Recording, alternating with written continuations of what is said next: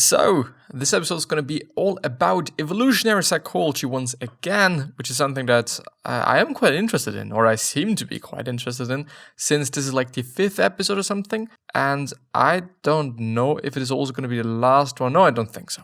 I don't think that this is going to be the last one, but it's probably going to be one of the last ones. But still, there's going to be more after the intro as always. As every day. Because it's amazing, because I like what I'm doing, because I love what I'm doing.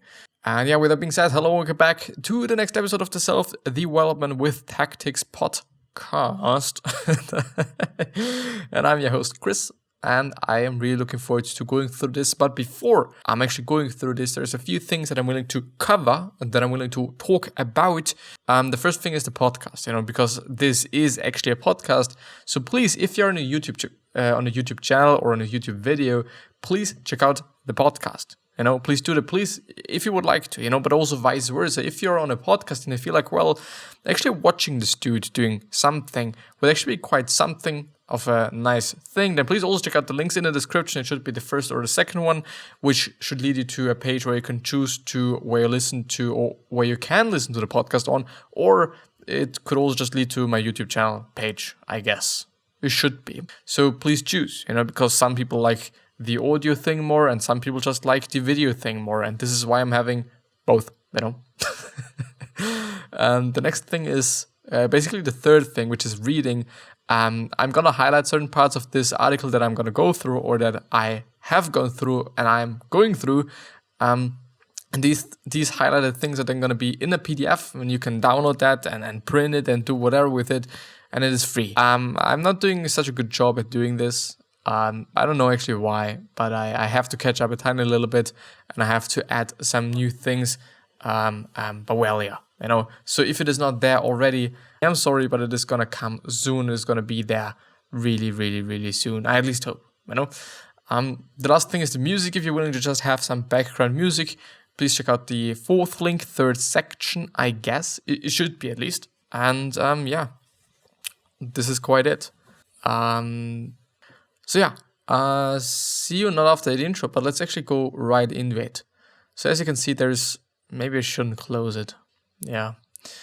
As you can see, here is the article, and let's close that down. The next point that we're going to go through is conflict, organized conflict, and recalibration theory. I don't know anything about it, but I hope and I think it is going to be quite of an interesting thing. And as you can see, it's quite a bit left. So, well, it is actually, it is actually quite a bit left. So we're definitely not going to finish up with this one today. So conflict, organized conflict, and recalibration theory. David Buss, who is the author of this whole book, and the book, by the way, just because might be necessary for you to know, is I think around 560 pages or something. So it is not a really short book. So it's actually quite of a longer book. Still a good one, still interesting one, at least for those people that are actually interested in psychology and or also evolutionary theories, I'd say. David Buss discusses conflict among humans, the only species together with chimp which is on record for organizing squads of alliances to attack other individuals of the same species. Like there's literally, as far as I know, and I think this is actually something that Joe Rogan on his podcast has been talking about, as far as I know, because I've then looked it up and I wanted to find something, but I wasn't able to find that much. But they've been talking about, I think it's actually chimpanzees, or was it gorillas or something? No, I think it's actually chimpanzees.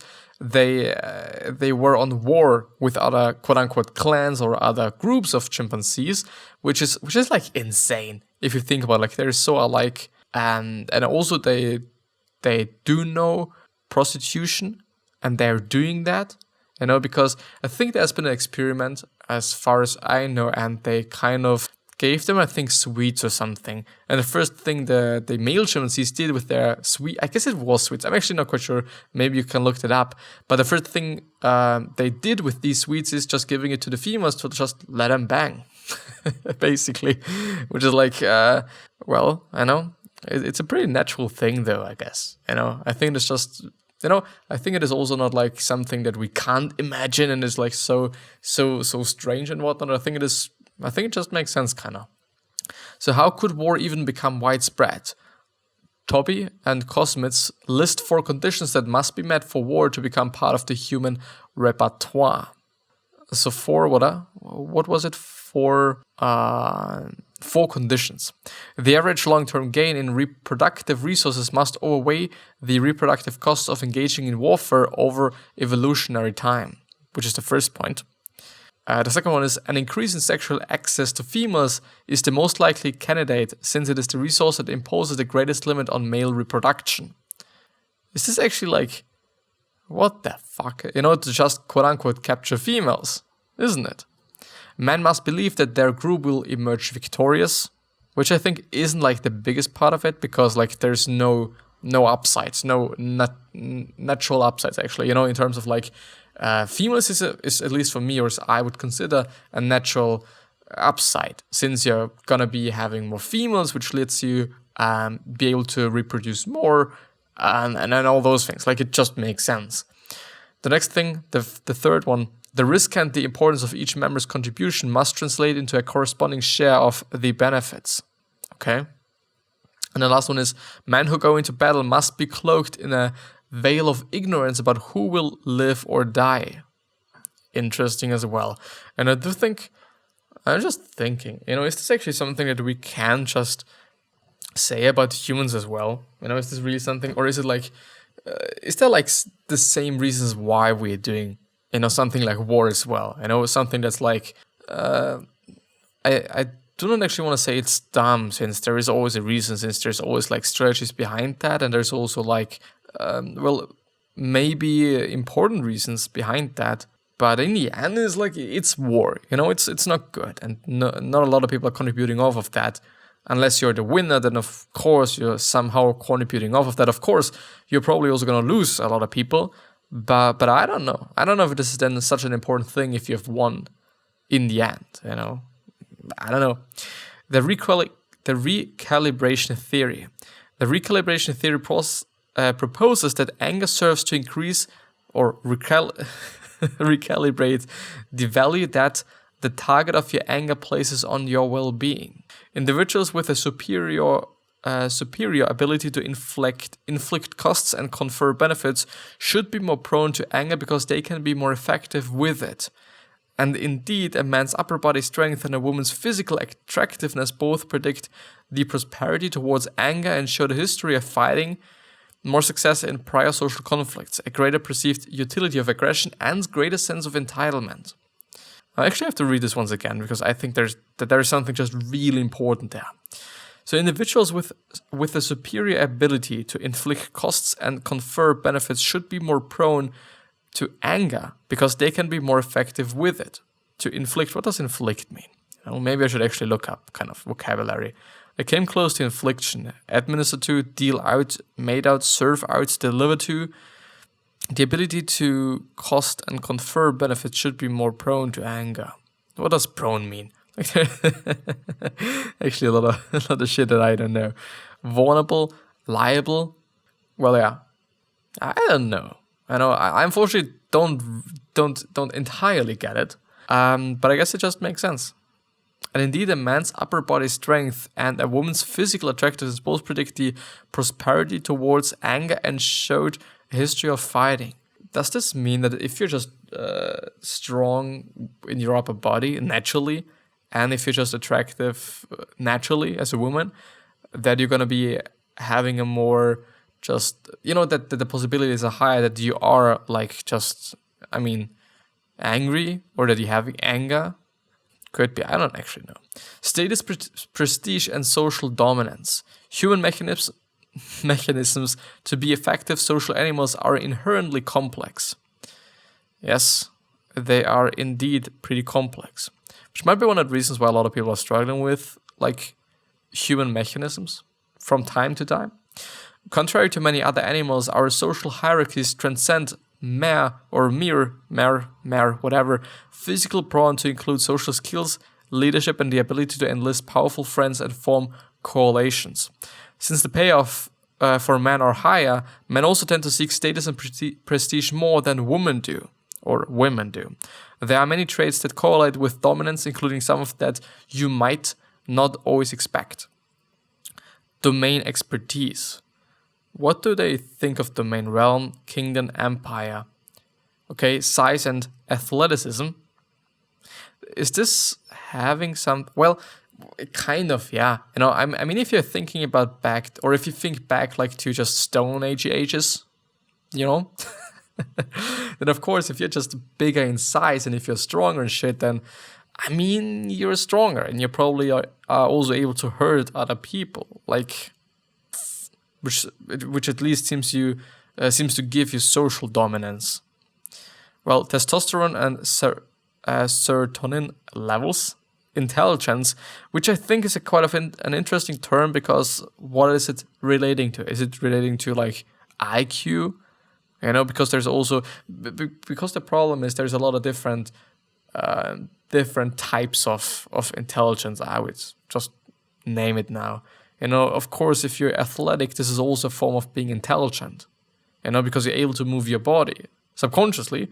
But of course, if you're just good at maths or some other abstract thinking, then you're also just naturally good at something, which is then like an automated thing for you probably as well. So there is different forms of intelligence, and also saying like, okay, somebody's intelligent is at least as far as I know, because I've once looked it up because I thought like, well, isn't there like more to that?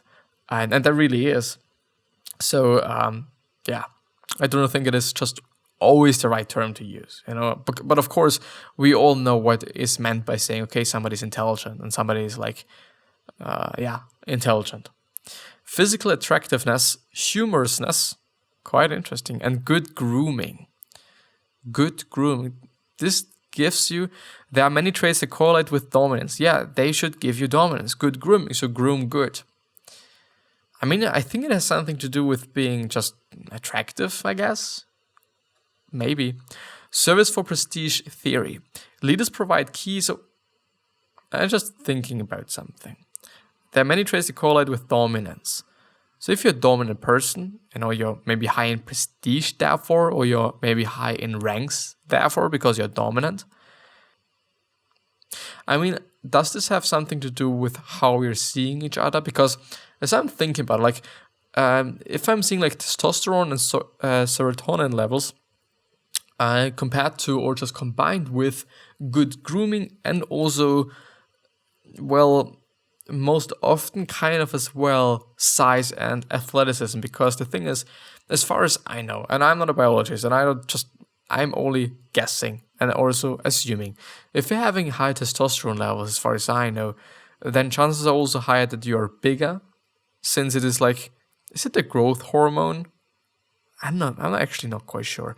The thing is, as far as I know, then chances are also higher that you're more hairy, which I guess is not a bad thing, especially if you're grooming in a good way, kind of.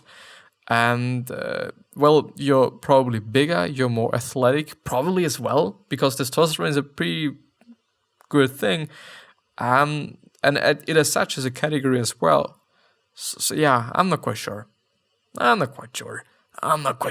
that. Service for prestige theory. Leaders provide key survival resources to followers by leading the group in more effective ways than anyone else could. In exchange, he receives social status and more mating opportunities. So this seems actually to be like a natural thing, doesn't it? If they say like, okay, if you are a leader, if you're just probably also a dominant person, if you're a person that is like high in social status, then you're also gonna have more mating opportunities. Which is the exact same fucking shit that's going on right now as well, in just nowadays time. If you're a famous person, which means that you're probably having high social prestige, to some degree at least, then you're also going to have more mating opportunities, which is totally the case at this point in time as well. And I think also if you're dominant and or physically attractive, or you're just having one of these characteristics, Elevated status and dominance improved male mating success in 3 ways. Women prefer high-status men. Well, it improves men with more resources to support women and their children, which is also just like another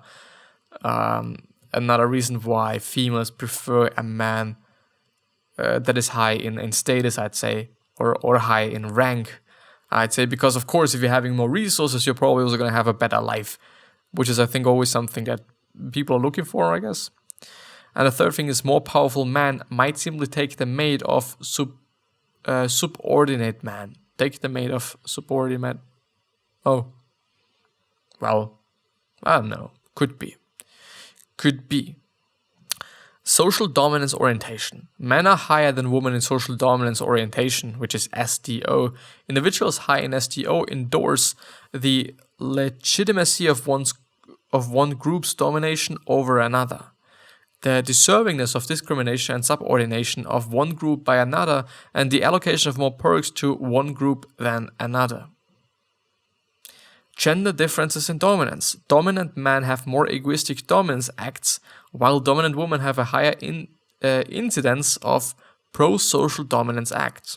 Female dominance is more group-orientated, which is quite interesting. Like, it seems to be the case that males are more like fucking egos. Dominance theory. Deontic reasoning, such as thinking in terms of which actions one may or must not perform with respect to a social rule, emerges early in life. People have a tendency to spontaneously check for other people's social violations, and especially so when those violators are low in status, which makes them even more attractive, I guess. Social attention holding theory. Paul Gilbert emphasizes the emotional components of dominance, also see social rank theory. Animals naturally assess each other's resource holding potential, which is RHP, and based on that information, they might attack if they are superior, or flee or submit if they believe they are inferior.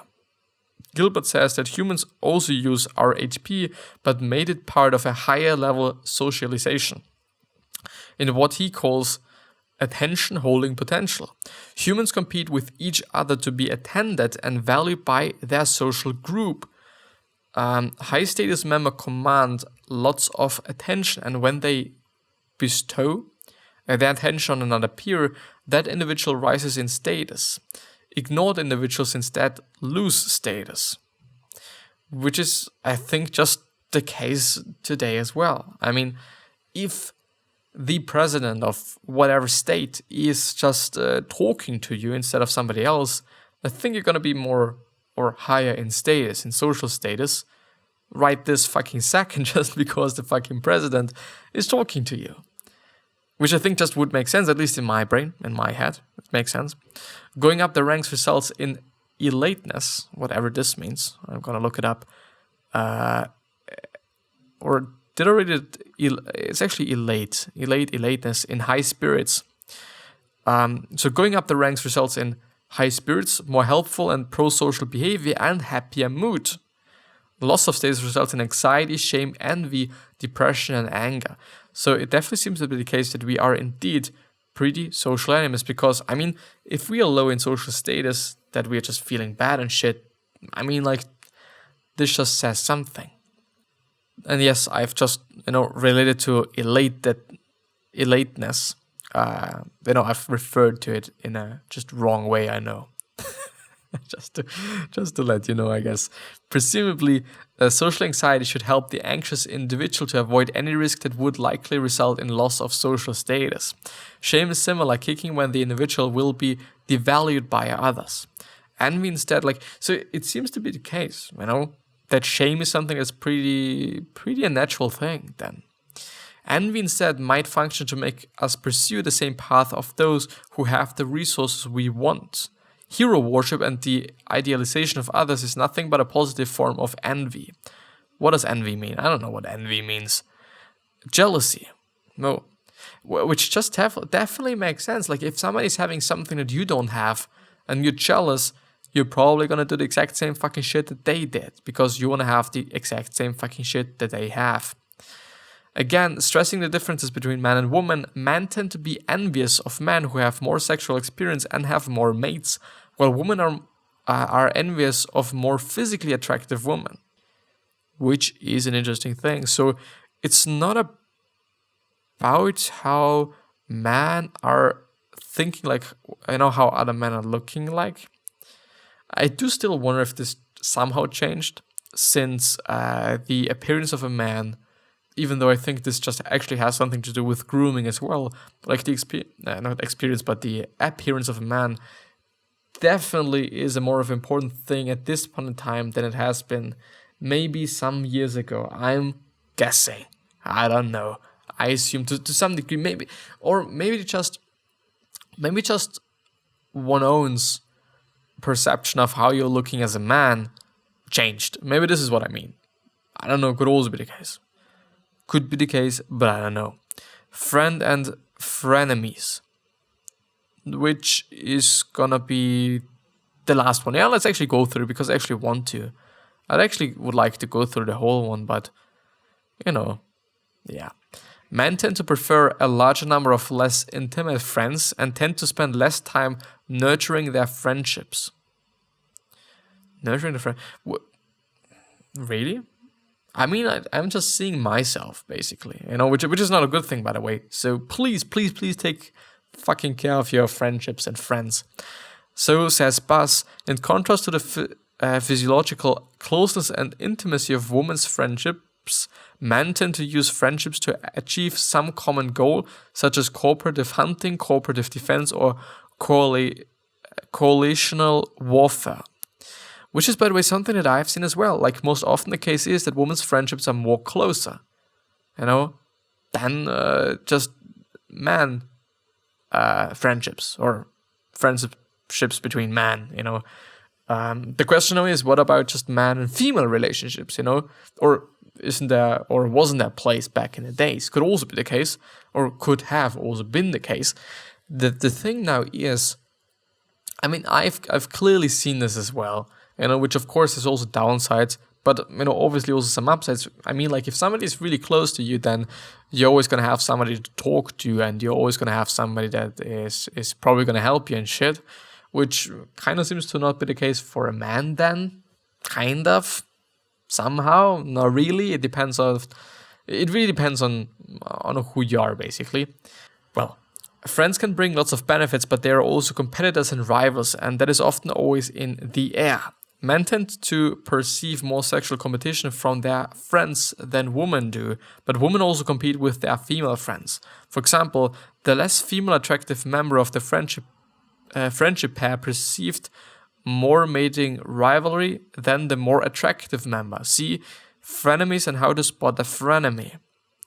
I'm gonna repeat this once again because it might be necessary and interesting.